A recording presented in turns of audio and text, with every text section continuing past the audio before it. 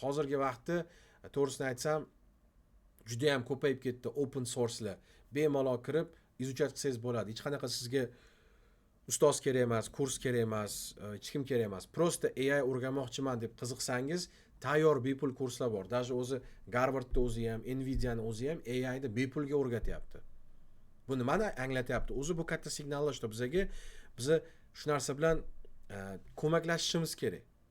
Shuning uchun hurmatli Ikromjon, narxlarni bir-biri bilan kompet qilishi bu normal holat. Oldin ko'pchilik o'ylagan, men biznes qildim, o'sha biznes endi menda yagona bo'ladi. Asloda siz servis providersiz.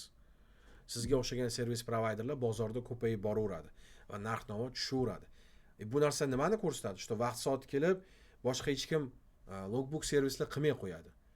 Aynan o'sha pointda o'sha narxlar stabilizatsiya bo'lishni boshlaydi.